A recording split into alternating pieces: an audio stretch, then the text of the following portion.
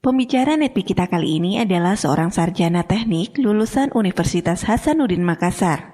Setelah lulus kuliah, mantan aktivis era 98 ini sempat bekerja di beberapa perusahaan. Namun akhirnya beliau memutuskan untuk membangun bisnis konvensional. Di saat itulah beliau dipertemukan dengan bisnis Tiens dan memutuskan untuk bergabung. Beliau sangat yakin bisa mencapai impian-impian beliau melalui bisnis Tiens. Dengan semangat dan kerja keras secara konsisten, akhirnya beliau berhasil mendapatkan reward luxury car, cash reward yacht, dan plane. Saat ini jaringan bisnis beliau berkembang pesat di beberapa provinsi di Indonesia, bahkan sudah merambah sampai ke luar negeri. Inilah success story dari Muhammad Yusuf. Assalamualaikum warahmatullahi wabarakatuh. Siang hari ini istimewa sekali rasanya saya akan berbicara di hadapan Anda, berbagi apa yang saya alami, mengenal dan menjalankan bisnis ini dan hingga saat ini. Saya sekarang tepat 12 tahun di usaha ini dan saya mau ceritakan ke Anda bagaimana perjalanan saya yang dulunya tidak mengenal sama sekali bisnis ini dan akhirnya bisa sampai sejauh ini Bapak Ibu. Saya lahir di sebuah kota kecil di Sulawesi Selatan. Itu kalau jarak tempuhnya dari Makassar kira-kira 4 jam perjalanan. Saya suku Bugis. Dan saya hijrah ke Makassar itu setelah tamat SMP, Bapak Ibu. Saya anak dari seorang pedagang, jadi bapak saya itu berdagang, punya toko, jadi jual barang campuran. Bagian depan rumah kami itu toko barang campuran. Bapak saya ini konservatif pikirannya Bapak Ibu. Sama dengan ibu saya, banyak anak, banyak rezeki. Jadi saya ini anak ketujuh dari 11 bersaudara. Bapak saya tidak tamat SMA, ibu saya tidak tamat SD. Jadi saya dari latar belakang pendidikan orang tua itu bukan dari latar belakang pendidikan yang maju. Tapi dari segi visi nanti saya akan kasih lihat. Orang tua kami punya visi meskipun pendidikannya tidak tinggi. Waktu saya kecil sama seperti anak-anak yang lainnya tidak ada yang istimewa. Cuma saya agak nakal rumahan. Suka ngamuk kalau punya keinginan harus terpenuhi. Jadi saya selalu ngotot mendesak kalau ada keinginan saya dan harus segera dipenuhi. Itu kebiasaan buruk saya. Jadi kalau sampai tertunda, itu saya bisa pecahin kaca-kaca toko, kaca-kaca jendela, kaca rumah, saya bisa pecahin Bapak Ibu. Dan masih sampai sekarang jejaknya masih ada di kampung. Jadi saya sekolahnya Taman Kanak-kanak itu persis di samping rumah. Jadi saban pagi itu nanti tinggal dioper aja ke gurunya lewat pagar gitu ya. Nah waktu SD, prestasi akademik saya di SD bagus Bapak Ibu, cukup bagus. Meskipun ada beberapa kelakuan saya yang tidak baik. Waktu kecil di SD itu Bapak Ibu, saya ingat persis saya itu paling malas mandi. Saya tinggalnya di daerah yang dataran tinggi. Jadi udaranya sangat dingin Bapak Ibu. Kalau pagi paling malas mandi. Jadi saya setiap hari ke sekolah itu nggak mandi Bapak Ibu. Bisa beberapa hari baru mandi lagi.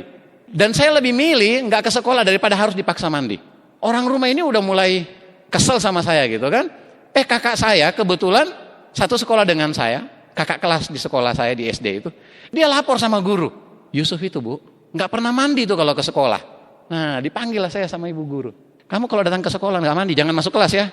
Wih, ini apa yang lapor ini? Siapa ini yang bocorkan ini? Nah harus mandi, padahal dingin banget kalau pagi Bapak Ibu. Saya jadi juru belanja orang rumah Bapak Ibu.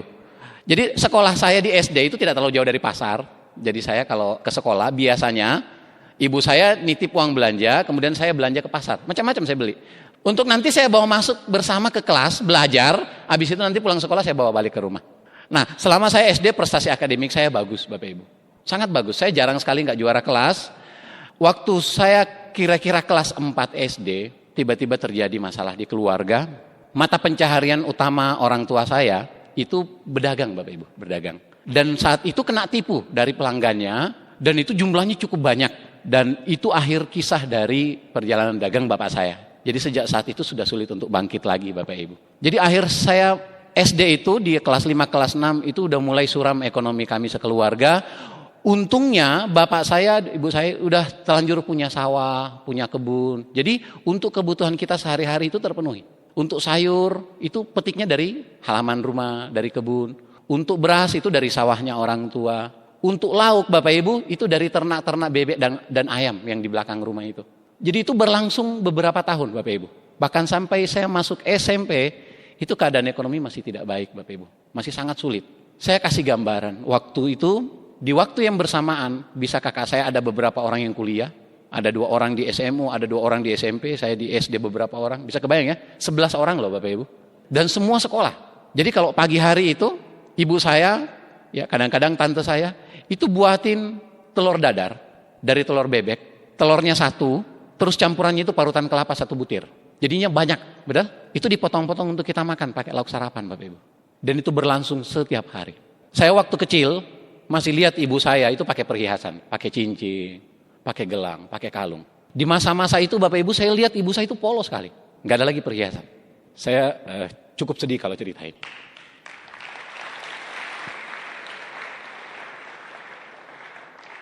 Ibu saya bilang, yang penting kamu sekolah. Nggak apa-apa.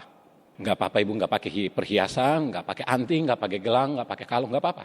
Sampai bahkan kadang-kadang orang tua saya ngutang ke saudara. Bapak saya punya tanah yang cukup banyak, cukup luas. Punya kebun, punya sawah. Tapi nggak menjual Bapak Ibu. Sama sekali nggak mau menjual. Kita harus bertahan. Itu yang dalam bayangan saya prinsipnya ya saya ibu saya. Ada satu kalimat yang saya sangat ingat sampai sekarang. Kita nggak perlu belajar hidup enak. Tapi hidup menderita itu perlu kita tahu, kita pelajari. Dan waktu itu saya belum mengerti benar maknanya. Setelah besar saya baru tahu. Andaikan beliau menjual lahan sawah, lahan kebun, mungkin kami semua nggak sekolah sampai perguruan tinggi. Jadi butuh kesabaran Bapak Ibu. Saya belajar banyak dari orang tua saya. Kita butuh bersabar.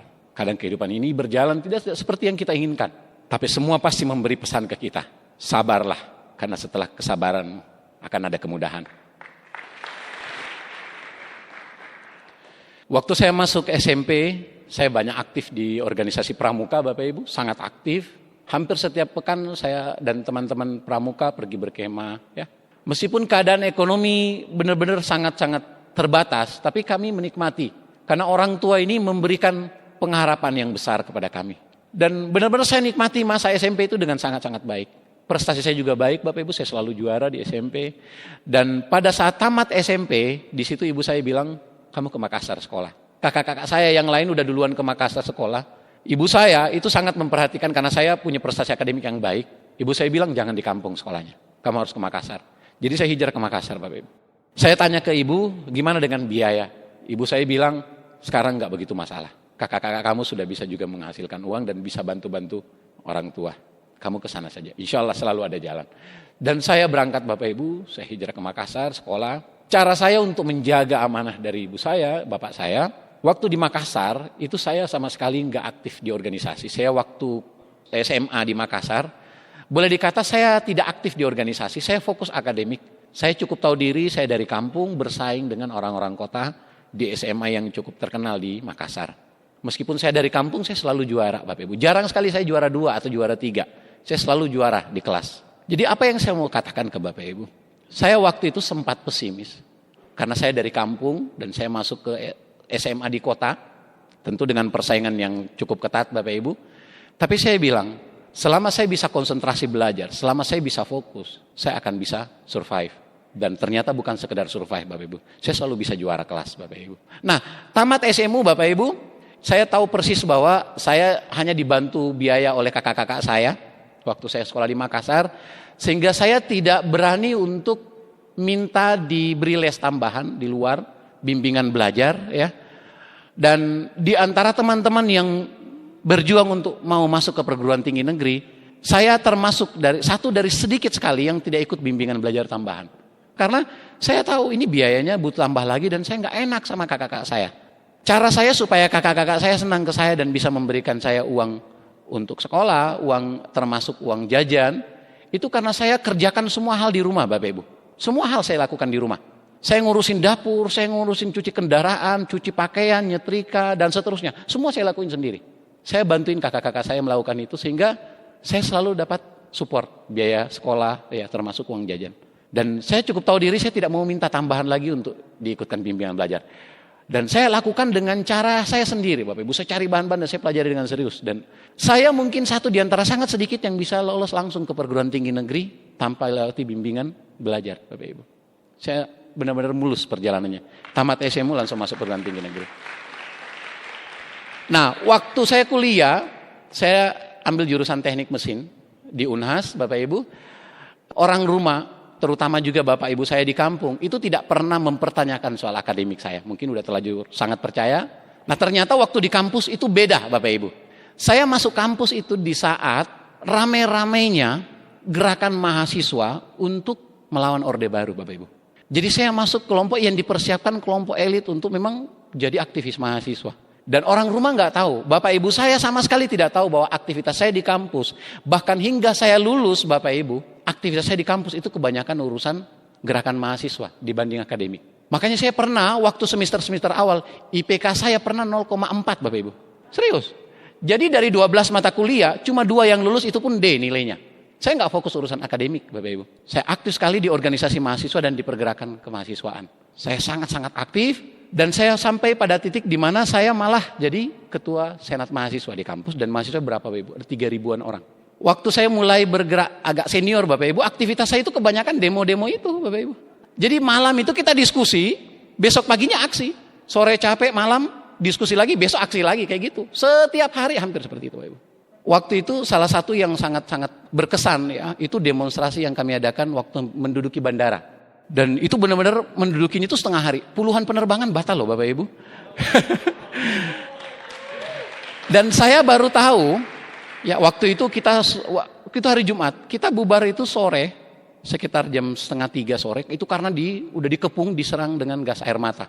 Oleh pasukan Pashas namanya ya. Itu salah satu kisah yang saya benar-benar sangat berkesan. Dan waktu itu terkait tragedi Trisakti ya. Jadi saya benar-benar merasakan kehidupan kemahasiswaan yang melawan ya. Dan bukan cuma di luar, di kampus sendiri. Rektor itu berkali-kali saya demo Bapak Ibu. Bahkan pada saat saya mau wisuda, biaya wisuda itu saya masih demo lagi Bapak Ibu. Sudah mau upacara wisuda, sebenarnya kita udah lulus, tinggal diupacarakan aja di wisuda gitu kan. Biayanya waktu itu saya masih demo, saya masih ajak teman-teman duduki rektorat. Saya lulus itu dengan IPK 2, secukupnya. Nah waktu saya lulus, orang tua saya, kakak-kakak saya itu pengennya saya jadi dosen. Dosen di mana? Ya di tempat saya kuliah itu Bapak Ibu. Nah ada 2 hal yang membuat saya khawatir Bapak Ibu. Pertama, kalau saya mengajukan lamaran jadi dosen, yang menjabat rektor ini kan masih beliau yang sering saya demo. Kebayang gak kalau misalnya berkas saya mampir di meja beliau, baru lihat foto aja udah masuk tong sampah kan, ya, khawatir saya. Nah yang kedua, ya memang IPK-nya kurang mantap Bapak Ibu. Jadi saya berpikir saya harus S2 baru saya bisa jadi dosen. Nah makanya sejak saat itu saya berpikir saya mau S2 ke luar negeri. Tapi saya harus perbaiki English saya nih. Makanya waktu itu saya pikir yang penting saya lepas dulu dari tanggungan kakak-kakak saya. Makanya saya kerja Bapak Ibu. Saya nggak sempat jadi pengangguran. Jadi di minggu pertama saya udah selesai ujian, saya minta urus transkrip nilai sementara sama ijazah sementara. Saya langsung masukkan lamaran di sebuah perusahaan di Makassar, di perusahaan otomotif. Kemudian saya kerja Bapak Ibu. Yang penting saya lepas dulu dari tanggung jawab ekonomi dari kakak-kakak saya dan orang tua saya. Nah sambil mencari cara untuk bisa memperbaiki kemampuan bahasa saya. Karena saya mau S2 ke luar negeri. Saya sambil kerja aktif di tempat kursus memperbaiki kemampuan bahasa saya. Nah uniknya di tempat kursus pada saat saya mulai rajin aktif kursus sambil kerja tentunya, saya malah diajak jadi instruktur Bapak Ibu. Ya jadilah saya instruktur. Lama kelamaan kelas yang dikasih ke saya makin banyak. Akhirnya karena saya lebih senang proses sebagai instruktur, saya lepas pekerjaan saya sebagai karyawan. Nah itu akhirnya membuat saya ketemu dengan salah seorang pentolan LSM lah di Makassar, tokohnya. Dan beliau salah satu peserta di kelas saya. Dan beliau mengundang saya untuk gabung di proyeknya. Proyek LSM ini proyek penelitian masyarakat miskin perkotaan dan itu dibiayai Bank Dunia. Dan itu menarik sekali salary-nya Bapak Ibu. Jadi saya terlibat di situ. Dan benar-benar saya nikmati hasil yang luar biasa, bagus sekali. Nah karena proyek Bapak Ibu dia berakhir.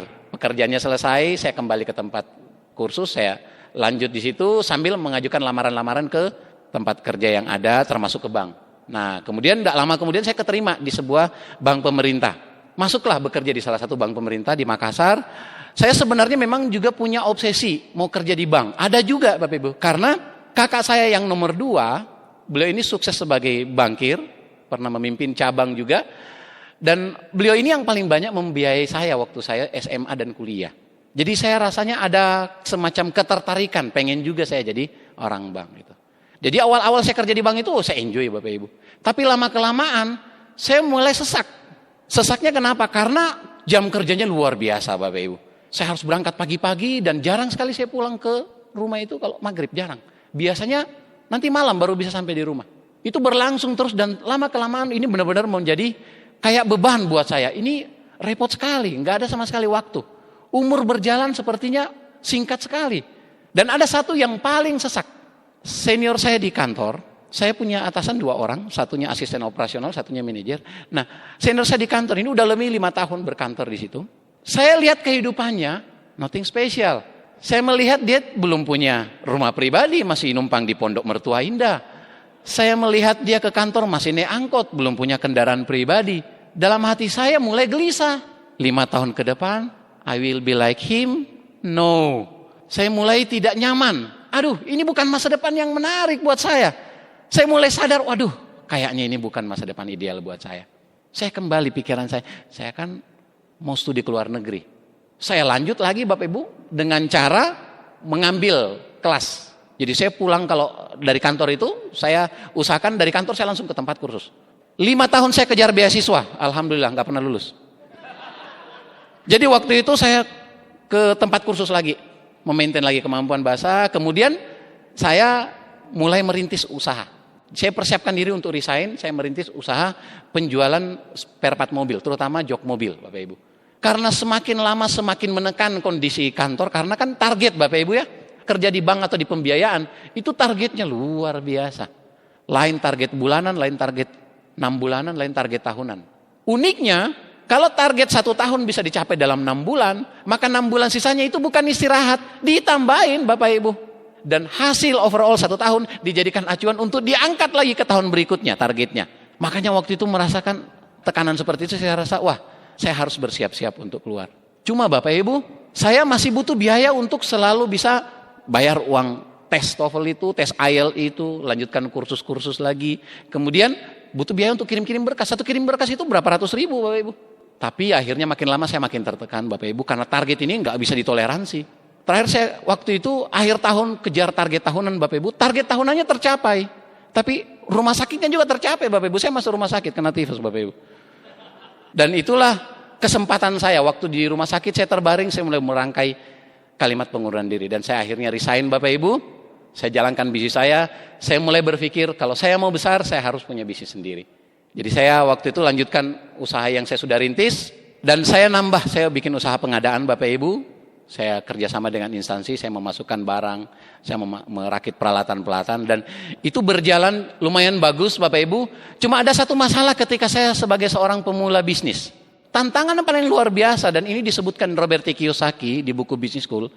Tantangan mentalnya Bapak Ibu. Bukan persoalan uangnya, persoalan mentalnya. Kenapa? Karena orang akan mempertanyakan kita kalau belum sukses. Kita sebagai seorang pemula, orang-orang tidak mau tahu proses yang kita sedang lewati. Mereka itu pengennya cuma pengen lihat kita sukses aja, tapi mereka nggak mau lihat kita berproses. Jangan terintimidasi sama orang-orang yang seperti itu. Anda tetap jalan. Tidak ada sukses yang semudah membalik telapak tangan. Butuh waktu untuk sukses Bapak Ibu. Nah, pada saat saya jalankan bisnis saya Bapak Ibu, tantangannya adalah semua hal saya harus lakukan sendiri. Saya harus terlibat dalam prosesnya. Dan ini yang membuat saya gelisah, karena saya tahu bisnis-bisnis yang besar nggak seperti itu. Bisnis yang besar itu bisa jalan sendiri meskipun pemiliknya nggak ada di tempat. Meskipun secara keuangan cukup bagus, bisnisnya tidak kontinu, dia berkala, kadang ada, kadang enggak, tapi uang yang masuk itu bisa dipakai untuk ya lumayan sebagai seorang bujangan. Tapi kegelisahan itu ada Bapak Ibu. Saya merasa ini bukan bisnis yang menjanjikan buat saya untuk masa depan yang enak. Kenapa? Karena semua harus ada saya terlibat, di situ baru bisa jadi. Jadi akhirnya di situ membuat saya berpikir, saya butuh bisnis yang bersistem. Saya tidak pernah berdoa secara spesifik meminta bisnis Tiansi. Saya tidak pernah berdoa secara spesifik. Mungkin Anda juga. Mungkin Anda berdoa setiap hari, ya Allah kasihlah jalan untuk saya bisa sukses. Untuk saya bisa makmur, untuk saya bisa persiapkan masa depan anak-anak saya. Untuk membahagiakan keluarga saya. Anda tidak meminta doanya secara spesifik. Tapi kenapa hari ini jawaban yang datang ke Anda adalah tiket vision seminar? Kenapa? Tuhan menjawab doa kita. Itu bukan dengan cara yang kita mau. Dan bagaimana saya ketemu bisnis ini? Beliau datang ke rumah saya. Dia perkenalkan diri. Ternyata dia juga junior saya. 5 tahun di bawah saya Bapak Ibu di kampus. Tapi beda jurusan. Saya enggak kenal lagi sama dia. Beliau bilang, buku ini bagus sekali Kak. Ini dipinjamkan khusus untuk Kakak. Oh ya? Ya, jadi saya baca Bapak Ibu. Buku itu saya pelajari. Beberapa hari kemudian dia telepon lagi Bapak Ibu. Halo Kak, kebetulan saya mau lewat dekat rumahnya Kak Yusuf. Ini ada kaset yang dipinjamkan oleh Pak itu. Kebetulan saya mau melintas. Kak Yusuf ada di rumah? Ada, mampir aja. Jadi dia mampir, kasih singgahkan kaset ke saya, diambil buku yang saya pinjam sebelumnya. Dia pergi lagi Bapak Ibu.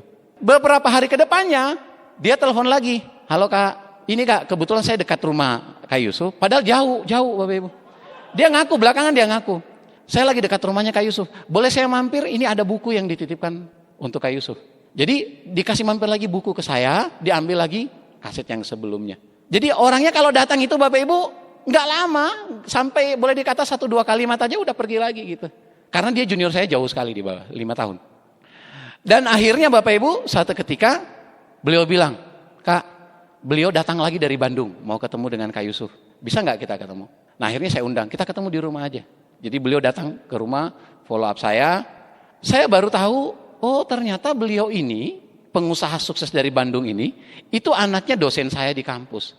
Bapak ibunya, itu saya benar-benar tahu reputasinya di kampus, karena bapak ibunya ini dosen yang disegani di kampus, di tempat saya kuliah. Cuma beda jurusan. Saya waktu itu diajarkan awal-awal bagaimana dasar menjalankan bisnis ini, tapi saya belum begitu tertarik. Nah, berselang waktu, saya didatangi lagi, dipinjamkan lagi kaset. Dan itu berlangsung berkali-kali Bapak Ibu. Beliau datang lagi ke Makassar, pengusaha dari Bandung ini. Ketemu saya lagi Bapak Ibu, saya diajak ngobrol lagi. Nah itu berulang Bapak Ibu. Sampai suatu titik beliau datang ke rumah saya. Bagian terakhir kalimatnya itu yang membuat saya menyerah. Beliau bilang begini, Kak Yusuf mikir apa? Saya udah wakilin Kak Yusuf berpikir. Saya udah jalankan bisnis ini dan Kak Yusuf udah lihat hasilnya. Saya udah wakilin apa yang Kak Yusuf pikirkan. Apa yang Kak Yusuf khawatirkan, saya udah wakilin berpikirnya. Kak Yusuf gak usah khawatir. Saya cuma janjikan satu hal untuk Kak Yusuf. Kalau Kak Yusuf serius, saya jauh lebih serius untuk bantuin Kak Yusuf. Nah, itu kalimat pamungkas Bapak Ibu. Dan di situ saya merasa, oke, nowhere to run. Itu sudah kalimat pamungkas. Kalimat itu yang membuka gembok besar saya, oke, saya mau mulai. Kalimat pamungkas itu saya jadikan pelajaran untuk di perjalanan bisnis saya. Saya bilang ke prospek yang bagus. Kalau udah berkali-kali saya ajak dia juga belum mau, saya bilang, kalau Bapak serius, saya jauh lebih serius bantuin Bapak. Itu loh menurut saya satu bagian yang benar-benar penting untuk kita yakinkan. Siapakah beliau dan siapakah junior saya yang 5 tahun di bawah saya yang sering datang bawain alat bantu.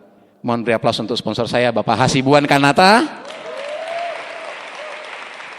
Dan yang presentasikan saya bisnis ini Bapak Ibu, yang memfollow up saya, beliau adalah Bapak Rizky Kanata. Anda yang masih mikir ngapain Anda habiskan waktu? Bagian mana lagi yang belum terpikirkan oleh orang-orang yang sudah berhasil jalankan bisnis ini? Saya membuang waktu untuk mikir, untuk yakin dan komitmen menjalankan bisnis ini 5 bulan. Jadi Bapak Ibu tidak perlu berlama-lama menganalisa, mempertimbangkan. Tiansin udah 16 tahun menjelang 17 tahun, sudah begitu banyak fakta suksesnya. Yang sangat menarik buat Anda tinggal ikutin mereka. Mereka orang-orang yang komitmen, ikutin mereka. Jalanlah bersama mereka. Bergeraklah bersama mereka. Raihlah kesuksesan bersama mereka Bapak Ibu.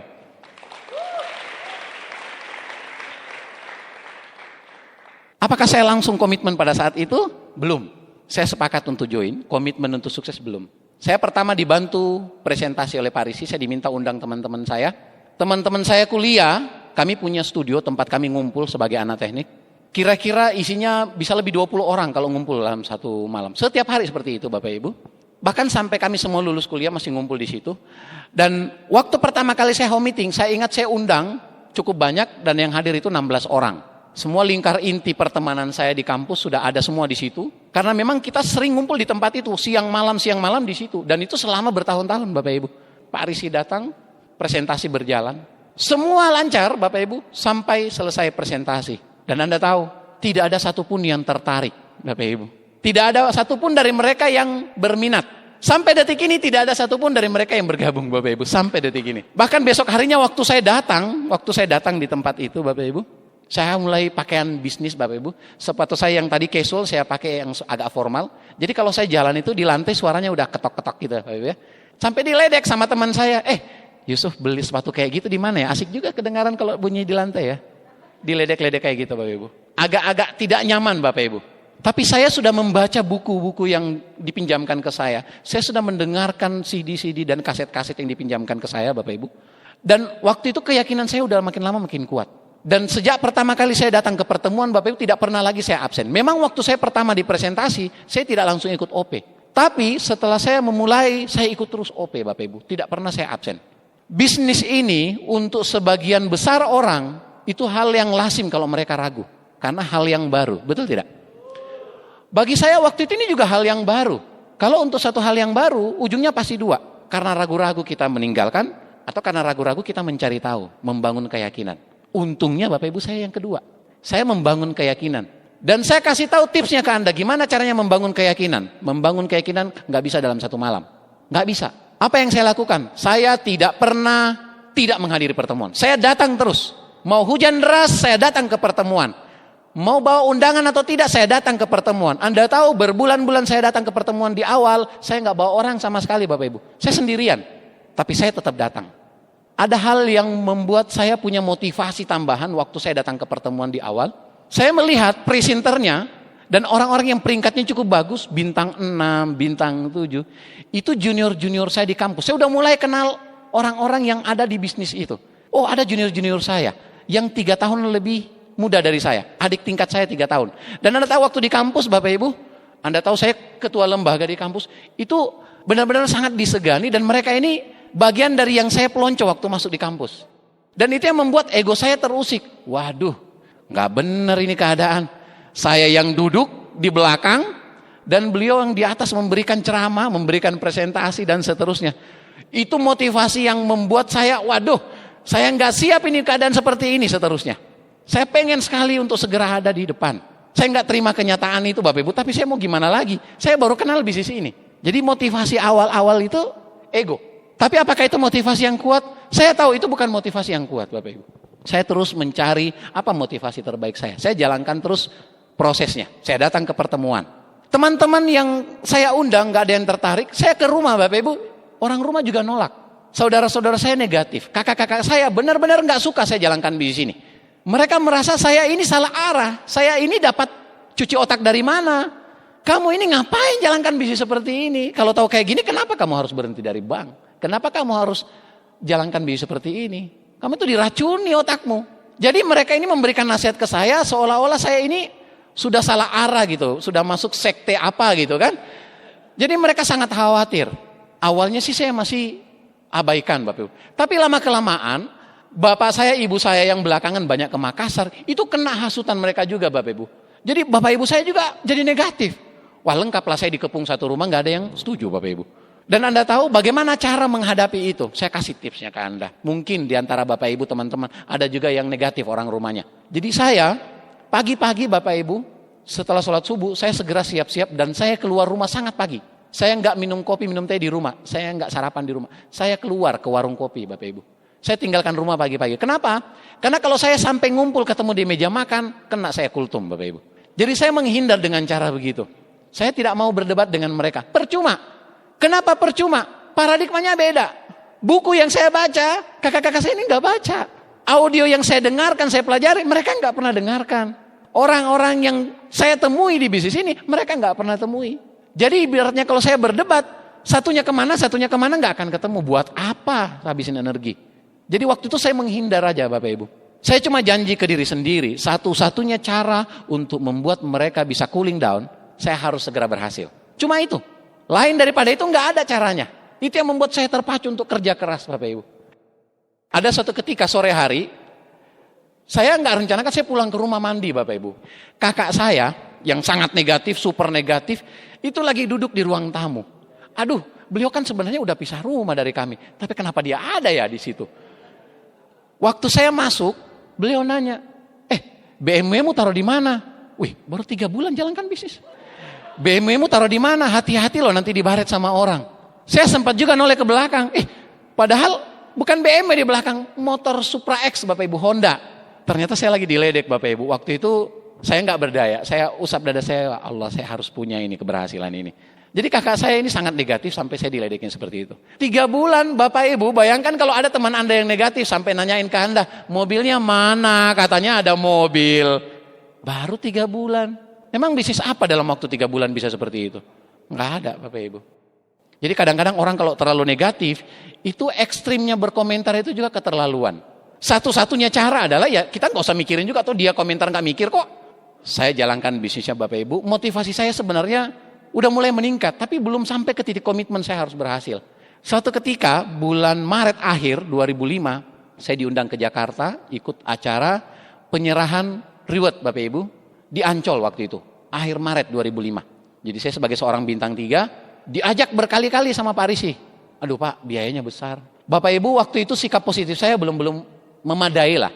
Karena kalau ke Jakarta, biaya pesawatnya pulang pergi berapa, kemudian biaya nginapnya, makannya, dan lain-lain. Saya hitung-hitung, waduh 2,5 jutaan nih kira-kira ini habis. 2 juta, 2,5 jutaan lah. Jadi waktu itu saya nolak. Bukan karena saya nggak punya uang Bapak Ibu, tapi karena merasa, belum waktunya saya ke Jakarta. Tapi Pak Risi ini ngotot Bapak Ibu. Setiap ketemu beliau bilang lagi, visi nggak bisa dibayar Bapak Ibu. Beliau bilang visi nggak bisa dibayar, nggak bisa ditaksir. Kalau Kak Yusuf lihat acara ini, Kak Yusuf ketemu visinya, ini akan luar biasa sekali. Sulit ditaksir berapa nilainya. Kenapa Bapak Ibu? Visilah yang membuat kita bisa bergerak ke sana. Visilah yang membuat kita mengeluarkan kemampuan kita. Visilah yang membuat potensi kita keluar Bapak Ibu. Visi adalah alasan kita kenapa kita mau berjuang. Jadi waktu itu berkali-kali saya ditawarin Pak Risi, saya akhirnya pergi ke Jakarta Bapak Ibu. Saya melihat acaranya di Ancol, 30 orang penerima BMW di Malaysia itu diberikan penghargaan. Dan saya lihat di panggung, saya merinding Bapak Ibu, bertambah motivasi saya. Dan besoknya saya diajak oleh Pak Risi ke Bandung. Kita diajak untuk ketemu di rumahnya Pak Luis, lihat rumahnya Pak Luis di Bandung, Resort Dago Pakar. Bukan rumah yang sekarang Bapak Ibu ya, masih rumah yang satunya. Nah, di situ Pak Luis Bapak Ibu, beliau pakai BMW seri 6 waktu itu dari Jakarta ke Bandung ke rumahnya, dan beliau waktu tiba suaranya serak, ngundang semua yang datang itu untuk datang ke mendekat. Beliau bilang, yang saya mau ajak meeting yang bintang 6 ke atas. Saya nguping aja dari jauh. Apa ini yang diomongkan Pak Luis? Pak Luis bilang begini ke para bintangnya, ada beberapa orang, 4-5 orang lah. Termasuk Pak Hasibuan waktu itu. Anda sudah lihat reward yang dibagikan kemarin di Ancol? 30 mobil mewah, ini baru awal dari pembagian reward di Indonesia. Ini baru awal. Tahun-tahun berikutnya akan makin banyak reward yang dibagikan. Terus ada satu yang nanya, Pak Luis, gimana sih caranya mengatasi down? Pak Luis bilang begini, apa? Down? Kalau down bisa menghasilkan duit, saya juga mau down. Saya mulai merasa aura koleriknya Pak Luis keluar kan. Pak Luis bilang begini, lu lihat ya, lu semangat tetap berjuang atau lu mau down, gue gak masalah. Tapi lu lihat di Makassar nanti, akan banyak orang yang terima reward. Tahun-tahun yang akan datang banyak penerima reward dari Makassar. Dan lu akan lihat diri lu. Lu sebagai penonton atau lu yang di atas mobil lu. Saya cuma dengar dari jauh Bapak Ibu, tapi saya yang terbakar Bapak Ibu. Saya nggak siap. Bukan saya yang diajak meeting, tapi apinya sampai ke saya Bapak Ibu. Saya nggak siap. Saya udah kebayang muka saya taruh di mana kalau sampai orang nanti di atas mobil rewardnya terus saya nonton tepuk-tepuk tangan di pinggir jalan. Nggak mau saya. Gelisah banget saya. Nah, sejak saat itu saya pulang ke Makassar, komitmen saya udah full Bapak Ibu. Saya jalankan bisnis ini sejak saat itu, saya benar-benar sudah nyatakan saya harus sukses di Tiansi. Sejak saat itu. Nah, Bapak Ibu saya mau perlihatkan apa yang membuat orang berprasangka yang tidak pas tentang network marketing adalah paradigmanya yang tidak tepat Bapak Ibu. Ini foto yang saya ambil Mei 2015, ini di Museum Louvre di Paris. Ini adalah lukisan Mona Lisa yang di belakang saya ini. Jadi di Museum Louvre di Paris, ini adalah museum seni dan sejarah terbesar di dunia. Dan di belakang saya ini adalah lukisan Mona Lisa. Saya belajar tentang seni dan sejarah, saya belajar buku teks itu saya mulai baca pada saat saya SMP, kelas 2 kalau saya nggak salah. Dan saya sudah mendengar tentang lukisan Mona Lisa, karya Leonardo da Vinci. Dan saya beberapa kali ketemu lukisan tiruan dari Mona Lisa, pernah ketemu di restoran, pernah ketemu di hotel, pernah ketemu di satu tempat wisata. Yang jelas ini lukisan tiruan dan ukurannya besar Bapak Ibu. Dan terbentuk persepsi saya bahwa lukisan Mona Lisa, ya lukisannya itu besar. Lukisan Mona Lisa, kalau saya boleh katakan ini lukisan yang paling terkenal di seluruh dunia. Mungkin gak ada lukisan yang lebih terkenal daripada lukisan ini. Karya Leonardo da Vinci. Nah selama belasan tahun, persepsi yang ada dalam benak saya bahwa ya lukisan Mona Lisa itu besar, seperti itu, gambarnya bayangan sudah ada. Sampai akhirnya 2 tahun lalu, Mei 2015, waktu dapat kesempatan jalan-jalan ke Paris, saya masuk ke Museum Louvre, di bagian yang ada Mona Lisanya, Bapak Ibu. Dan saya baru melihat aslinya, Mona Lisa itu nggak gede lukisannya. Mona Lisa itu hanya seukuran nggak sampai full seperti ini Bapak Ibu. Dia nggak sebesar ukuran sedaun pintu, enggak. Jadi lukisan Mona Lisa itu nggak gede. Di situ mulai saya merasakan yang namanya perubahan paradigma. Ternyata apa yang ada di dalam benak kita itu tergantung dengan apa yang kita sentuh di masa lalu, seperti apa yang kita lihat di masa lalu, seperti apa lingkungan memberikan gambaran ke kita di masa lalu. Nah, sama tentang bisnis network marketing ini, Bapak Ibu. Banyak orang yang paradigmanya tidak pas tentang network marketing karena dia pernah ketemu dengan orang yang pernah bergabung Tiansi terus tidak berhasil. Entah karena orangnya cuma gabung, nggak jalankan, cuma pakai produk, atau orangnya berhenti sebelum berhasil, orangnya mungkin tidak serius menjalankan cara kerja yang benar dan seterusnya, sehingga gagal. Dan itu yang memunculkan paradigma yang salah tentang network marketing, terutama Tiansi. Dan waktu itu Bapak Ibu, saya merasa dapat gambaran, oh beginilah paradigma. Saya tiba-tiba sadar, beginilah paradigma. Itulah kenapa ada orang yang tidak pernah bisa diajak bergabung di bisnis ini, karena paradigmanya belum pas. Paradigmanya belum tepat. Dan hari ini Bapak Ibu, saya diundang oleh leader Anda, oleh One Vision. Saya diundang berbagi ke Anda. Sebagai orang yang sudah ada di bisnis ini, sudah 12 tahun. Saya ada di bisnis sejak awal 2005. Dan saya mau bilang ke Anda, inilah bisnis ini. Apa adanya, tidak lebih tidak kurang, dan I am here sampai saat ini. Sehingga Anda jangan membandingkan dengan sumber yang tidak tepat, sumber yang tidak bisa dipertanggungjawabkan.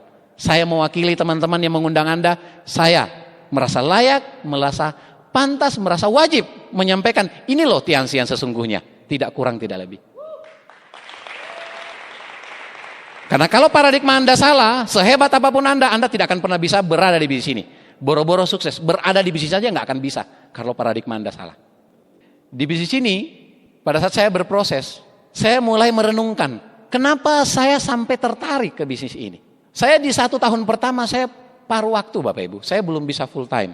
Karena usaha saya juga masih jalan.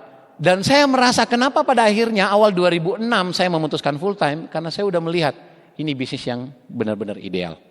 Saya sudah ketemu dengan orang-orang tepat. Dan saya sudah merasa momentumnya sudah terbentuk membuat saya sudah waktunya untuk full time. Dan saya membaca satu artikel yang paling pas untuk saya ceritakan ke Anda. Artikel ini bilang bahwa ada 7K yang kita butuhkan. Dalam bahasa Inggris ini 7C. Pertama, milikilah konsep. Dan apa yang menarik dengan tawaran Tiansi ini Bapak Ibu? Konsepnya komplit. Sudah ada, Anda tidak perlu pikirkan lagi tentang konsep bisnis. Bagian mana yang harus Anda pikirkan tentang Tiansi? Enggak ada lagi. Anda tinggal mulai jalan. Bagian mana yang harus Anda pikirkan? Nanti Anda akan lihat di kakak berikutnya. Enggak ada lagi yang perlu Anda pikirkan. Dan kadang-kadang orang salah paham untuk memulai bisnis. Kayak yang pertamanya dia bilang capital atau modal. Padahal bukan Bapak Ibu. Kayak yang nomor 1 adalah konsep. Begitu banyak orang yang nyimpan duit, uang dingin, beliau nggak berani berbisnis. Kenapa? Mereka tidak tahu apa yang harus dilakukan. Mereka tidak punya ideanya, mereka nggak punya konsepnya. Dan nomor 1 terbaik dari Tian sebagai bisnis yang ditawarkan ke Anda adalah konsepnya sudah jadi. Anda tidak perlu pikirkan tentang konsep bisnis lagi. Sudah ada dan itu yang paling mahal dari sebuah bisnis. Idenya. Bisnis ini, idenya udah jadi, konsepnya udah lengkap. Apa konsepnya?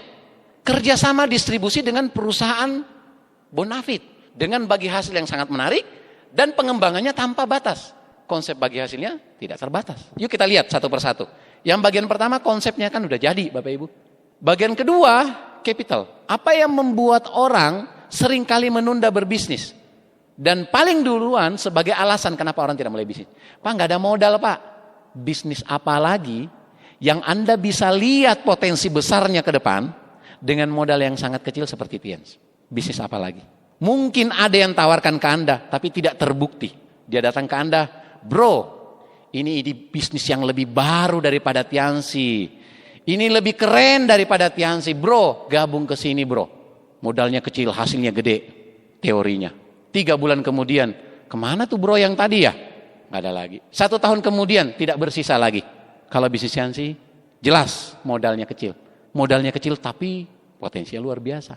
Kalau sekian lama Anda menunda untuk memulai bisnis Anda sendiri, pada saat ketemu Tiansi inilah saatnya. Karena modalnya sangat kecil. Yang ketiga, kolaborasinya. Satu hal penting untuk membangun bisnis dan sukses, kita harus punya kolaborasi yang kuat. Kita berkolaborasi dengan apa, Bapak Ibu? Dengan Tiens. Perusahaan besar, Bapak Ibu. Perusahaan raksasa. Di Indonesia, Tiens ini sudah masuk hampir 17 tahun. Di dunia udah 21 tahun lebih. Anda tahu waktu kami di China, Mr. Lee bilang, tahun ini Tiens menembus 233 negara produknya. Saya kalau diminta menyebutkan nama negara, sampai 30 nama negara mungkin saya masih lancar. Tapi setelah itu mungkin saya udah tersendat. Ini disuruh sebutkan 233 negara. Ampun deh, saya nggak bisa. Di Bali kemarin, saya ketemu dengan distributor dari satu negara di Afrika yang penduduknya kurang dari 1 juta jiwa. Nama negaranya apa? Benin. What? Benin. Itu negara? Iya, negara. Penduduknya kurang dari 1 juta. Tapi di sana ada perai-perai reward, Bapak Ibu. Luar biasa nggak? Ini Tiansi ini masuk loh sampai negara-negara kecil. 233 negara. Kolaborasi yang sangat luar biasa. Komoditas. Salah satu hal yang perlu kita pertimbangkan membangun bisnis. Bisnis ini produknya apa? Produk kesehatan herbal. Anda tahu produk kesehatan herbal ini? Mungkin sebagian orang yang mencibir ke Anda bilang, bro, bisnis saya jual mobil. Kamu cuma jual obat. Bilang balik, bro, di mana-mana ceritanya orang kalau butuh berobat dan habis uang dia jual mobilnya, bro. Bilang begitu. Komoditas kita, siapa yang tidak butuh sehat? Anda boleh cari tahu siapa yang nggak butuh sehat. Orang tua, orang muda, masih janin, kakek-kakek, nenek-nenek semua butuh produk. Orang desa, orang kota semua butuh produk. Profesor, buta huruf semua butuh produk. Siapapun butuh produk. Jumlah penduduk makin banyak, kesadaran kesehatan semakin meningkat. Kesehatan kita herbal. Orang semakin tahu obat kimia tidak bisa diandalkan karena dia mengancam organ kita. Itu adalah racun yang menumpuk di tubuh kita kalau kita konsumsi terus. Tapi herbal, Bapak Ibu, ini luar biasa. Herbal terbaik dari Cina. Itulah produk kita. Anda tidak perlu lagi memikirkan produk apa yang harus kita bisniskan supaya dia eksis, diterima di masyarakat dan terus-menerus terjadi permintaan berulang. Anda tidak perlu pikirkan itu lagi. Tiens terbukti. Saya Bapak Ibu sejak mengenal produk ini sampai sekarang, saya sudah 12 tahun pakai produk-produk Tiens, nggak pakai obat-obat kimia, Bapak Ibu. Kadang-kadang saya punya teman prospek bilang, Pak, ini nggak apa-apa ini diminum bersamaan, nggak apa-apa ini beberapa jenis produk diminum dalam 1 hari, nggak apa-apa. Saya udah minum produk ini sudah lebih 11 tahun, saya bilang. Saya pakai produk-produknya, saya tidak sekedar cerita ke kamu bahwa ini bagus, saya pakai produk-produknya. Inilah produk yang berkualitas, Bapak Ibu. Kita bicara produk yang laku. Kenapa? Karena kontinuitas bisnis. Dan Anda sudah ketemu bisnis yang produknya sangat luar biasa. Yang berikutnya, yang kelima, kompensasi hasil. Salah satu alasan kenapa orang mau berbisnis karena kompensasinya menarik. Dan Anda lihat Tiens, Bapak Ibu. Bagi hasilnya sangat-sangat luar biasa. Kompensasi hasilnya sangat menarik. Rewardnya dan seterusnya, banyak sekali. Nah yang berikutnya, kita butuh kompetensi atau kapasitas untuk membangun bisnis. Dan ini menariknya Bapak Ibu, bisnis ini memberikan Anda kesempatan untuk membangun kompetensi Anda, kapasitas Anda. Persamaan kita memulai bisnis ini, Anda, saya, masalahnya waktu memulai bisnis ini sama. I don't know anything about this business. Saya sama sekali tidak ngerti apa-apa tentang bisnis ini. Anda juga datang ke bisnis ini juga sama sekali nggak tahu apa-apa. Kita, Anda, saya, sama-sama tidak pernah kursus network marketing, sama-sama tidak pernah kuliah di jurusan network marketing, sama-sama tidak pernah ambil mata kuliah network marketing. Sama-sama kita nggak ngerti apa-apa. Tapi waktu itu saya bilang ke diri saya sendiri, kalau ini jalan sukses saya mau belajar dari awal. Saya mau belajar dari nol. Saya mau belajar dari awal. Why not, Bapak Ibu? Kalau ini jalan sukses kita, kenapa enggak? Bahan-bahannya tersedia kok, kita pelajari. Yang penting kita mau. Kenapa? Karena kompetensi yang dibutuhkan untuk bangun bisnis ini kita perlu bangun.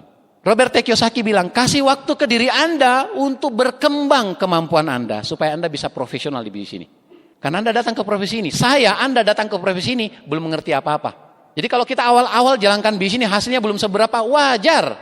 Kita sama-sama beginner, sama-sama pemula, wajar. Kapan saatnya kita dibayar mahal? Saat Anda sudah profesional. Saat itulah Anda akan dibayar mahal. Karena hanya yang profesional yang dibayar mahal.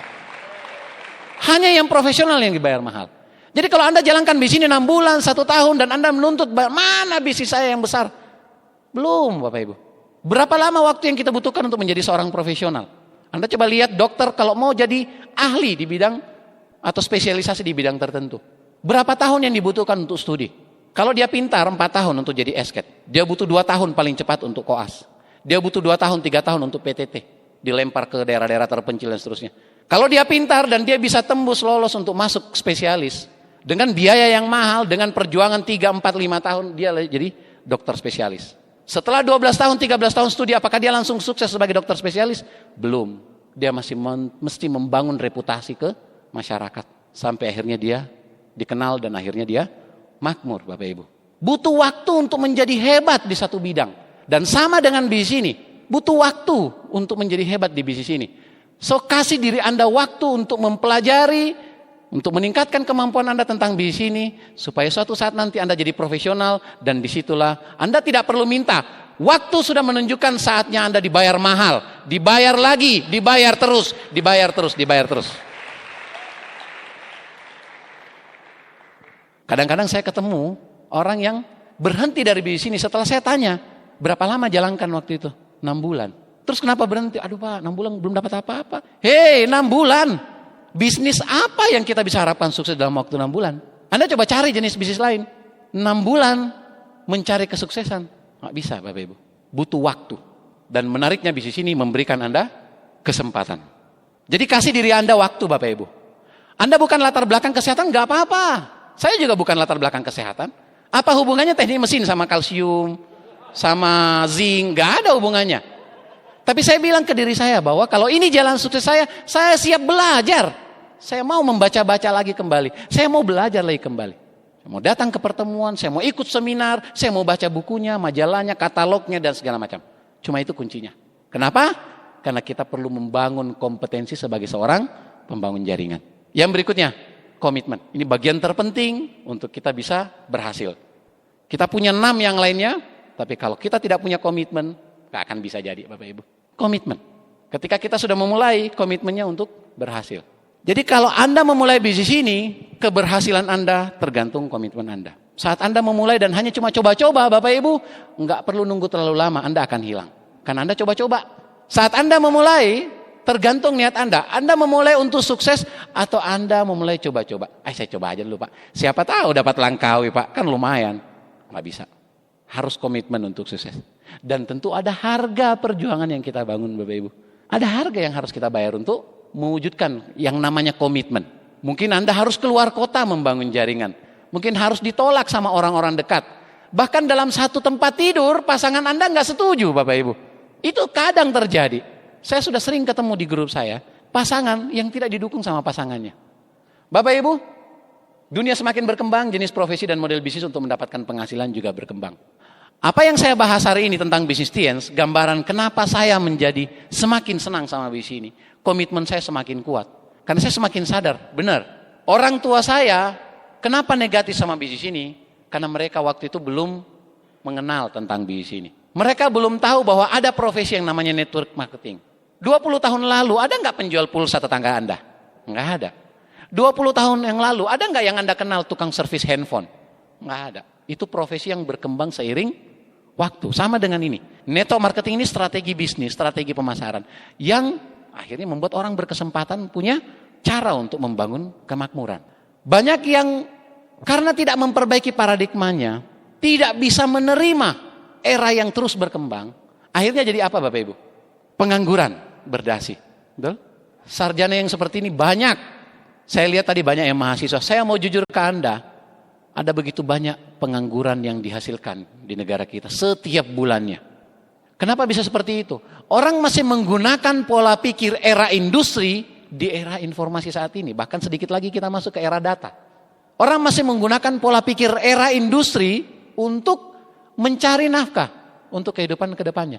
Padahal ini sudah lewat Bapak Ibu. Era industri sudah berlalu.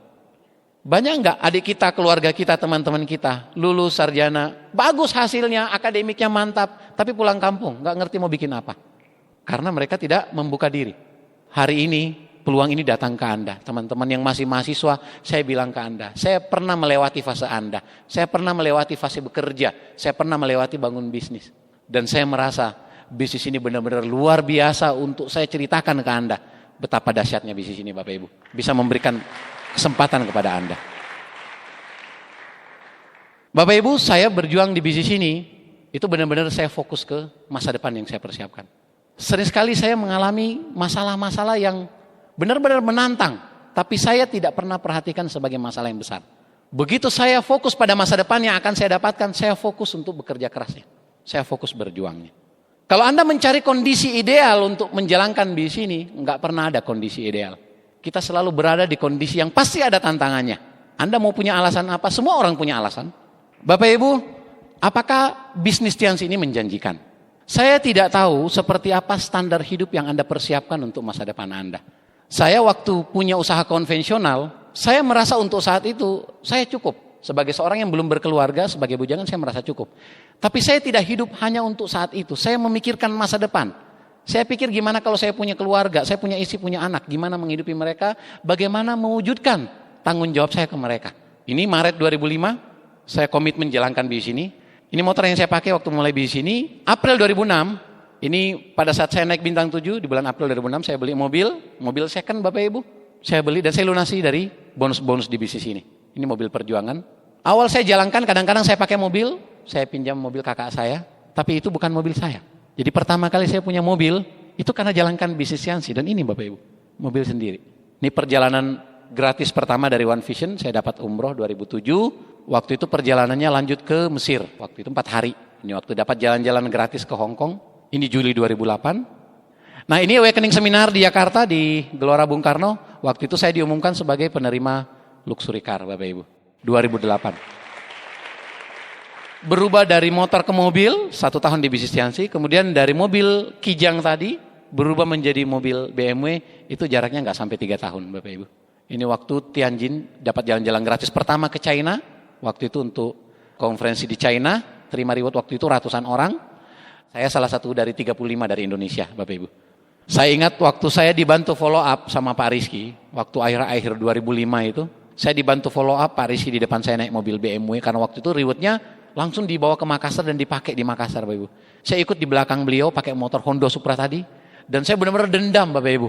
Itu mobil cantik banget di depan saya dan aduh, saya janji dalam hati saya harus punya mobil kayak gitu. Benar Bapak Ibu, kata-katamu adalah doamu. Terbukti ini nih.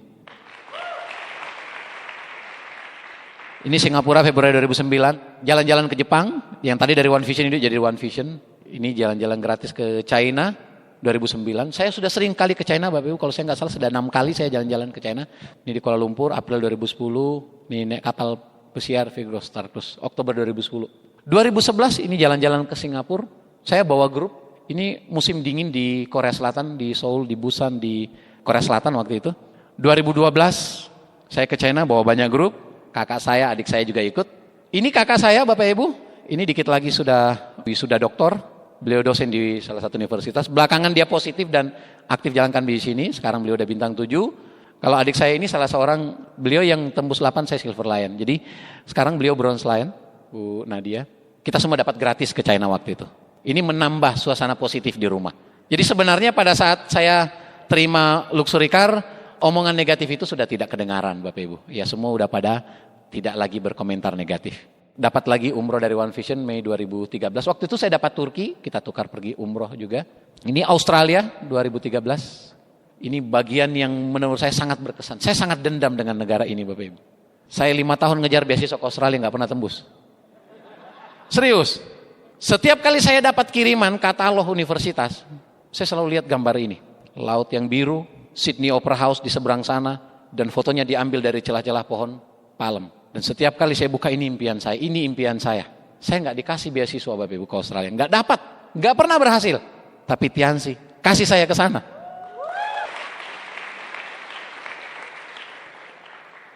Saya nggak pernah bikin dream book tentang semua negara-negara yang telah saya kunjungi ini. Hanya sebagian. Kalau pertama kali saya bikin buku impian, saya cuma tampilkan gambar Ka'bah dan ini. Saya cuma tampilkan 2 ini. Tapi bisnis ini lebih dari sekedar impian. Lebih banyak yang dia kasih ke kita. Ini di Brisbane, ini Gold Coast, ini di Putrajaya Malaysia. Waktu itu diundang jalan-jalan gratis lagi oleh Tiens. Ini Rusia, Gereja Santo Basilika, ini ikon dari kota Moskow. Ini Saint Petersburg di Rusia. Saint Petersburg ini kota yang sangat indah. Anda bisa bayangkan kota Saint Petersburg. Dalam 1 tahun cuma 3 bulan dia bersahabat. Dia lebih dekat ke kutub. Saint Petersburg ini punya penduduk sekitar 5 juta jiwa. Tapi dalam waktu 3 bulan masa bersahabat iklimnya itu, 5 juta pengunjung wisatawan juga datang ke sana. Suatu saat Anda berkesempatan untuk traveling, datanglah ke sini. Ini indah sekali Bapak Ibu. Ini di Bangkok, ini di Nice di Perancis 2015. Ini momen yang sangat spektakuler. Anda mungkin pernah baca beritanya di media, di koran-koran. Ya, ini sampai berita-berita internasional Bapak Ibu memuat kejadian yang di Nice di Perancis ini. Ini di Cannes di Perancis juga. Daerah elit ya, tempat pemutaran film-film terkenal di sana. Ada festival namanya Festival Film Cannes. Ini di Paris, saya waktu itu dapat perjalanan passion trip. Per orang biayanya passion trip itu per orang kalau saya nggak salah sekitar 65 juta per orang. 18 orang dari Indonesia dapat passion trip. Kita nginap di Pullman Hotel, itu kira-kira beberapa ratus meter dari Menara Eiffel. Waduh, kerennya minta ampun dan servisnya luar biasa. Kita dijamu makan malam sama Mr. Lee dengan wakil menteri luar negerinya Prancis. More than just a dream Bapak Ibu, lebih dari sekedar impian. Ini waktu saya kunjungi grup saya di Jepang, saya punya jaringan di luar negeri juga, di Jepang, di Hong Kong, di Taiwan, di Malaysia juga ada. Ya ini di dam terbesar di Jepang, di Kurobe Dam. Ini salju abadi, kalau Anda search di internet, Alpen Road, Yukikabe, salju abadi. Ini kalau di musim dingin Bapak Ibu, ini bisa sampai 30 meter tingginya, tembok salju ini. Ya, ini waktu saya berkunjung sudah bukan lagi musim dingin, waktu itu tingginya hanya sekitar 13-14 meter. Ini luar biasa, indah sekali. Ini di puncak Bapak Ibu, keren. Di Provinsi Nagano masuknya. Ini di Great Wall, jalan-jalan gratis ke Cina lagi, September 2015. Ini Stadion Santiago Bernabeu. Ini momen yang keren sekali, banyak teman-teman yang terkaget-kaget. Kok bisa ya sampai di sana? Saya bilang, saya juga nggak pernah mengimpikan, tapi karena Tiansi selalu bawa saya, apa boleh buat? Saya terima aja. Saya bukan penggemar fanatik bola. Saya nggak tahu siapa-siapa pemainnya dan seterusnya. Ya. Saya menikmati permainan bola, tapi bukan sebagai fans yang fanatik, bukan ya. Saya datang ke sana, mungkin banyak teman-teman yang fans berat sama Real Madrid. Anda tahu saya berfoto di mana ini? Ini saya berfoto di bagian VIP penonton, dan itu Bapak Ibu restoran. Nah, ini di markasnya Barcelona ya. Nonton langsung Bapak Ibu. Saya baru berapa menit nonton, kira-kira 6-7 menit nonton, dan Lionel Messi mengeksekusi tendangan yang membobolkan gawangnya Espanyol waktu itu. Ini stadion terbesar di Eropa, stadion sepak bola terbesar di Eropa. Katanya ya, ini bisa menampung 100.000 penonton. Ini City of Arts and Science di Valencia. Ini menunjukkan kemodernan kota Valencia. Ini keren sekali arsitekturnya. Ini tempat berlaganya Matador. Ya, di sini nih stadionnya. Ini di kota Valencia. Ini di Portugal, Bapak Ibu. Ini di kota Lisbon, ini Belém Tower. Ini di kota kecil di Portugal namanya Beja. Nah, ini di Skotlandia Bapak Ibu. Skotlandia. 2016 ini benar-benar berkesan loh. Keren sekali. Saya banyak sekali jalan-jalannya 2016. Rekreasinya 2016. Ini kan saya action waktu habis jalan-jalan Spanyol ya. 2016 itu kira-kira saya anggaran jalan-jalan sekeluarga ya itu lebih 200 juta. 2016 saya hitung total penerbangan saya itu 87 penerbangan selama 2016. Boleh dikata semuanya bukan saya yang bayar. Dibayarin TS, dibayarin OV, dibayarin orang yang undang gitu kan. Dari semua foto yang saya tampilkan, ini yang paling berkesan buat saya. Ini di Edinburgh Castle di Skotlandia, sebuah negara yang menurut saya ini kayak negeri dongeng. Anda pernah nonton filmnya Harry Potter?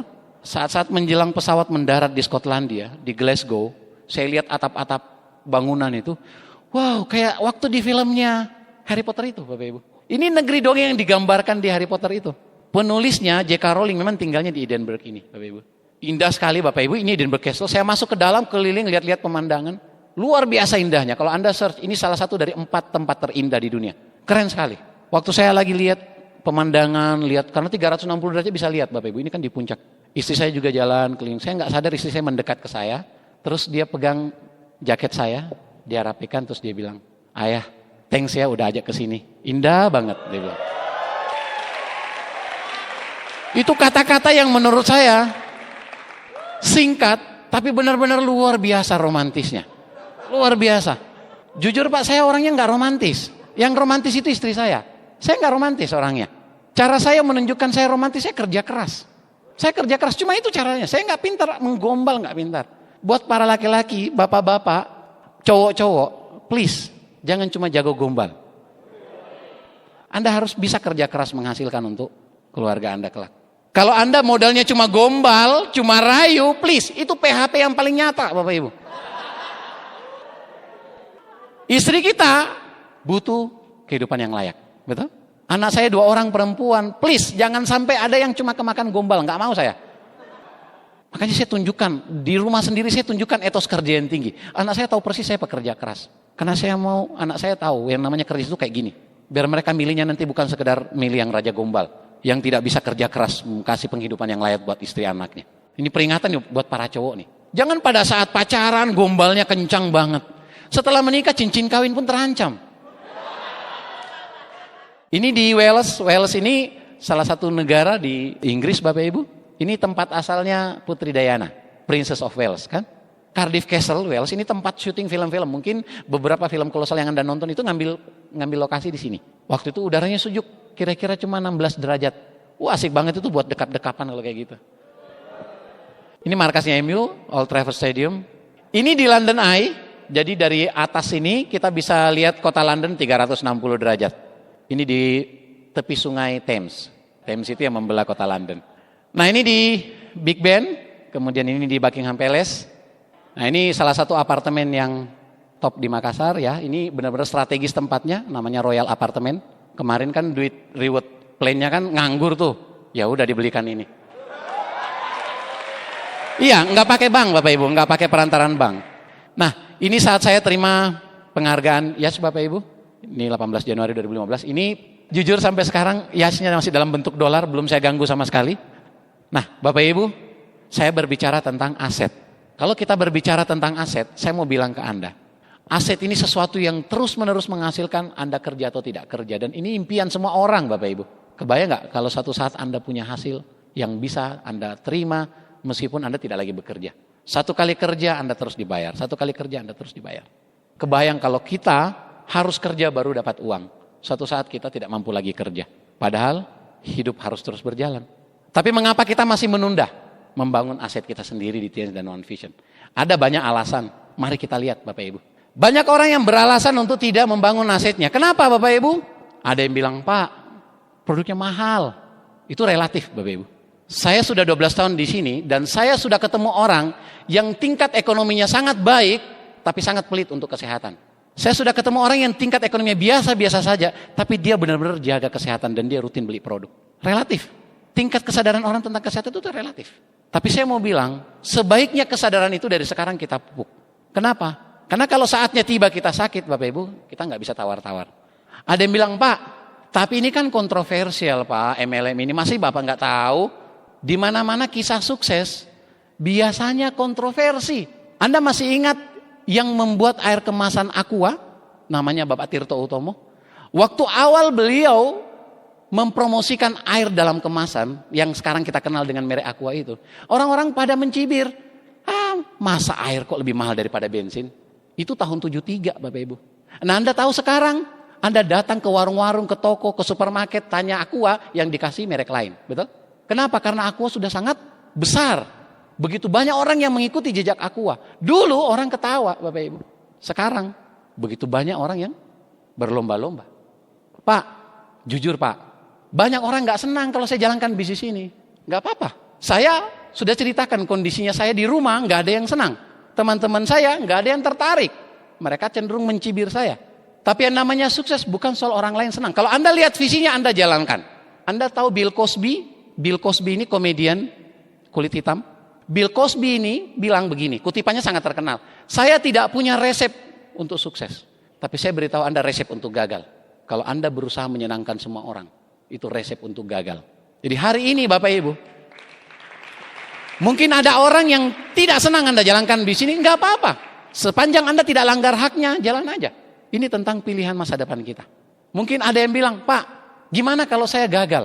Gimana kalau saya jalankan bisnis terus saya gagal? Kenapa enggak dibalik Bapak Ibu? Kenapa enggak bilang gimana kalau saya berhasil? Kenapa Anda enggak balik? Kenapa berpikir gagalnya? Anda pernah dengar legenda pertunjukan yang namanya Karl Wallenda? Karl Wallenda ini kelahiran Jerman. Beliau ini ahli pertunjukan jalan di atas tali. Dan itu berpuluh tahun karirnya dia sangat sukses luar biasa. Tahun 1978 beliau meninggal karena jatuh dari tali Bapak Ibu. Dari ketinggian 23 meter. Waktu istrinya diwawancara, ditanya, kenapa ya kira-kira sampai beliau terjatuh? Padahal selama pertunjukannya yang sangat spektakuler beliau selalu berhasil. Beliau dijuluki Flying Wallenda. Istrinya bilang, saya nggak tahu. Tapi 3 bulan terakhir beliau selalu ngomongkan bagaimana caranya supaya tidak jatuh. Beliau tidak pernah ngomong hal yang sama sebelum-sebelumnya. Sebelum-sebelumnya fokusnya adalah berhasil. Tapi 3 bulan terakhir beliau selalu ngomong gimana untuk tidak jatuh. Jadi fokus Anda adalah bentuk ke arah yang positif. Jangan ke arah yang negatifnya. Jangan pikir gimana kalau gagal, tapi balik gimana kalau seandainya ini berhasil. Gimana kalau seandainya bisnis Anda jadi, gimana kalau seandainya keluarga Anda bisa Anda hidupi dengan istimewa. Gimana kalau masa depan Anda, impian Anda tercapai. Bapak Ibu, mungkin ada di antara Bapak Ibu yang saat ini nggak dianggap sama lingkungan, nggak dianggap sama keluarga, nggak dianggap bisa berhasil. Anda dari keluarga yang tidak menganggap Anda bisa sukses. Anda mungkin berasal dari lingkungan yang tidak menganggap Anda bisa berhasil. Mereka mencibir Anda, mereka mencemooh Anda, mereka menganggap remeh Anda. Yang Anda butuhkan hanya kesempatan. Dan hari ini, TNC ini datang, kesempatan buat Anda. Anda buktikan bahwa Anda tidak seperti itu. Apapun alasan Anda Bapak Ibu, terakhir saya mau bilang ke Anda, berapa layaknya Anda dibayar? Ini di markasnya Chelsea, saya berfoto. Ini biasanya mengumumkan berapa nilai transfer pemain ini di ruangan ini. Konferensi persnya biasa di sini. Dan saya mengambil ini sebagai gambar untuk menanyakan ke Anda, berapa nilai yang pantas untuk diri Anda, untuk hidup yang Anda jalani ini. Berapa layaknya Anda dibayar? Saya waktu kerja, saya kenapa memutuskan untuk berhenti bekerja? Salah satunya adalah, dengan kerja keras yang sama, saya pantas dibayar mahal. Saya pantas sekali untuk dibayar tinggi. Tapi saya tidak mendapatkan itu. Saya merasa saya harus memilih jalan saya. Nilai saya tinggi. Anda mungkin yang hadir di sini, Anda sudah berjuang sejak Anda kecil. Anda melatih keterampilan bahasa Anda, melatih keterampilan seni Anda, melatih keterampilan olahraga Anda melatih keterampilan Anda yang lain. Anda berkembang menjadi dewasa. Dan pada saat Anda kerja sekarang mungkin Anda tidak dibayar sepantasnya. Anda mungkin tidak dapat bayaran yang layaknya sebagai seorang yang layak dibayar mahal. Orang yang menginvestasikan waktu, tenaga, biaya, kerja keras sepanjang usia Anda. Dan hari ini saya memberikan Anda gambaran. Ini bisnis yang benar-benar memberikan Anda kesempatan. Anda tinggal tanya, Anda beri pantas dibayar berapa? Bisnis ini menyiapkannya untuk Anda. Anda mau kerja keras seperti apa? Bisnis ini menyiapkan bayarannya buat Anda. Nilai Anda akan dibayar di sini. Berapa yang Anda minta? Pantaskan diri Anda. Perjuangkan bisnis ini. Lakukan dengan konsisten. Jalan terus, jalan terus. Saya tahu ada keadaan-keadaan yang mungkin tidak mendukung kondisi kita. Tapi Anda tetap jalan. Anda mungkin teman-teman yang saat ini bisnisnya sedang turun. Ingat Bapak Ibu. Anda kenal yang namanya Mama Walde? Anda pernah dengar nama itu? Mama Walde ini adalah juara maraton Olimpiade Meksiko 1968. Asalnya dari Ethiopia. Tapi orang lebih mendengar namanya John Stephen Akhwari dibanding Mama Walde. Kenapa Bapak Ibu?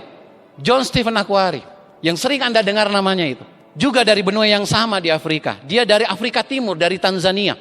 5.000 mil negaranya mengirim ke Meksiko 68 pada saat Olimpiade musim panas. Keadaan sangat tidak berpihak pada beliau. Awal-awal pertandingan beliau sudah terjatuh dan mencederai kaki kanannya dan lututnya bergeser. Pertolongan medis tidak memadai, tapi beliau putuskan untuk tidak berhenti. Beliau melanjutkan perjuangan.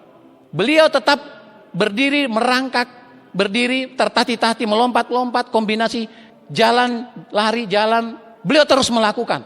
Meksiko ini ekstrim suhunya. Di saat musim panas, ya, di Meksiko yang tingginya 7.400 kaki di atas permukaan laut, Bapak Ibu, itu kondisi oksigennya 23% lebih sedikit dibanding permukaan laut. Dan Anda tahu Bapak Ibu, dari 74 pelari, 17 sudah memutuskan untuk tidak melanjutkan.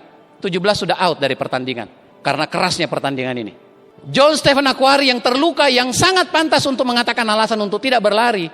Beliau bilang, saya tidak akan menjadi bagian dari mereka. Beliau terus berlari. 2 jam 20 menit pertandingan udah selesai. Mama Walde udah di urutan pertama. Sudah ketahuan siapa juaranya. Beberapa menit semua pelari yang lain sudah menyusul. Pertandingan udah selesai. John Stephen Akhwari nggak dekat, jauh Bapak Ibu. Beliau tertati-tati, hanya diiringi polisi pengawal. Hari mulai gelap, stadion itu mulai ditinggalkan penonton. Tapi ada pelari yang tetap berlari dengan tertati-tati. Dengan luka yang parah di kakinya. Dengan lutut yang bergeser, dengan perban yang tergantung mulai longgar. Dialah John Stephen Akhwari. Hampir 1 jam 5 menit setelah pelari yang lain menyelesaikan pertandingan, barulah dia sampai di garis finish. Semua penonton yang tersisa datang mendekat ke John. John, why you do this? You don't need to. Apa yang John katakan? Negara saya tidak mengirim saya ke sini untuk memulai pertandingan. Negara saya mengirim saya sejauh 5.000 mil ke Meksiko ini untuk menyelesaikan pertandingan ini. Dan Anda tahu, John Stephen Akhwari lebih dikenang daripada juara satunya sendiri. Dia adalah raja tanpa mahkota. Hari ini Bapak Ibu, Anda yang sedang berjuang, mengalami masalah, ingat, selesaikan apa yang Anda mulai. Saya tahu keadaan tidak selalu baik, tapi Anda jalan terus. Kondisi mungkin tidak mendukung, tapi Anda berjuang terus. Karena setelah ada kesulitan akan ada kemudahan, Bapak Ibu. Itu janji pasti dari Yang Maha Kuasa. Setelah ada kesulitan akan ada kemudahan. Setelah ada kesulitan akan ada kemudahan. Setelah ada kesulitan akan ada kemudahan. Itu pasti. Hari ini Bapak Ibu, Anda coba bayangkan buat siapa Anda berjuang. Saya punya orang tua, alhamdulillah masih diberi usia sampai hari ini. Ibu saya, bapak saya. Kami bersaudara 11 orang. Visi orang tua saya, kami semua, hampir semuanya sarjana. Cuma satu orang yang enggak sarjana. Yang tengah ini, yang tertua, profesor. Beberapa yang lainnya sudah doktor. Beberapa yang lainnya sudah magister. Cuma saya yang ST, sarjana teknik. Sarjana Tiansi, Bapak Ibu. Cuma saya. Anda bayangkan perjuangan Anda ini untuk siapa? Untuk orang tua yang akan Anda banggakan? Untuk keluarga besar yang Anda harus lindungi harga dirinya? Untuk istri Anda yang Anda sayangi? Untuk anak Anda yang Anda perjuangkan masa depannya? Untuk siapa Anda berjuang, Bapak Ibu? Untuk siapa? Coba renungkan kembali. Saya berbicara ke hati Anda. Saya menghayati perjuangan ini. Saya tahu persis kenapa saya berjuang. Saya punya istri, saya punya anak. Motivasi saya lengkap. Setelah saya menikah saya baru sadar. Saya hidup bukan untuk diri saya sendiri. Saya punya istri, saya punya anak yang harus saya bahagiakan. Mereka perlu melihat sosok suami yang dibanggakan, sosok ayah yang dibanggakan. Saya punya grup-grup yang sama-sama saya berjuang untuk mereka bisa naik martabatnya. Keluarganya, orang tuanya. Saya nggak tahu, apakah Anda menyadari buat siapa Anda berjuang? Bisnis ini satu dari sekian peluang yang tersedia buat Anda. Tapi saya berani cerita dengan jujur apa adanya ke Anda. Karena saya sudah melewati proses ini Bapak Ibu. Saya tahu persis ini bisnis yang luar biasa. Jalan untuk masa depan Anda. Jalan untuk impian Anda. Jalan untuk kebahagiaan keluarga Anda. Jalan untuk semua obsesi Anda yang belum tercapai. Mulailah bisnis ini. Saya tahu Anda punya impian. Saya tahu Anda punya impian. Anggaplah saya sebatang korek api Bapak Ibu. Dan bagi Anda yang benar-benar punya bara Bapak Ibu. Punya bara impian. Saya tahu kehadiran Anda di sini Bapak Ibu. Saya tahu pertemuan kita hari ini. Bertemunya sebatang korek api dengan bara yang memang akan menyala. Dan hari ini bagi Anda yang punya impian, saya undang Anda untuk berdiri. Saya undang Anda untuk berdiri. Bagi Anda yang punya impian, bagi Anda benar-benar menghayati impian Anda, saya undang Anda untuk memegang dada kiri Anda. Saya undang Anda untuk sedikit memejamkan mata Anda menghayati. Untuk siapa Anda berjuang. Mari kita tundukkan kepala kita, kita pejamkan sedikit mata kita. Kita rasakan denyut jantung kita. Hari ini Bapak Ibu, Anda masih punya kesempatan untuk membuktikan bahwa Anda benar-benar sayang keluarga. Untuk membuktikan bahwa Anda akan melindungi keluarga Anda. Untuk memperjuangkan yang terbaik buat mereka. Untuk melindungi keluarga besar Anda. Untuk nama baik keluarga Anda. Untuk orang tua yang mungkin bergantung hidupnya pada Anda. Untuk orang tua yang pengen Anda banggakan. Untuk menyebut nama Anda suatu saat nanti. Saya bangga punya anak seperti kamu. Saya bangga punya anak seperti kamu. Saya bangga punya anak seperti kamu. Untuk istri yang suatu saat nanti Anda tunggu kata-katanya. Pak, saya bangga sekali punya suami seperti kamu. Untuk istri Anda, untuk suami Anda, mereka akan bilang, saya bangga punya istri seperti kamu. Dan untuk Anda yang akan teriak, membanggakan Anda, itu papa saya, itu mama saya. Anda adalah kebanggaan buat mereka. Hari ini, pikirkan kembali. Kalau ini adalah jalan yang Anda bisa lakukan untuk masa depan mereka. Untuk orang-orang yang Anda cintai. Mari kita lakukan Bapak Ibu. Selama denyut jantung ini masih berdetak, Anda masih diberi waktu. Dan hari ini Bapak Ibu, hadiah buat kita semua. Penyadaran inilah hadiah buat kita semua. Bahwa besok, lusa, ada sesuatu yang akan kita rayakan. Karena hari ini, kita telah sama-sama membulatkan tekad kita untuk berhasil. Kita datang ke bisnis ini bukan sekedar coba-coba, kita memulai bisnis ini bukan sekedar coba-coba, tapi suatu keyakinan untuk berhasil. Suatu saat nanti kita merayakannya sama-sama di panggung ini. Kita pasti bisa. Anda boleh teriak sama-sama, kita pasti bisa. Anda kepalkan tangan Anda katakan, kita pasti bisa. Sekali lagi Anda katakan, saya pasti bisa. Sekali lagi dengan ucapan yang paling keras Anda katakan, saya pasti bisa. Saya pasti bisa. Saya pasti bisa.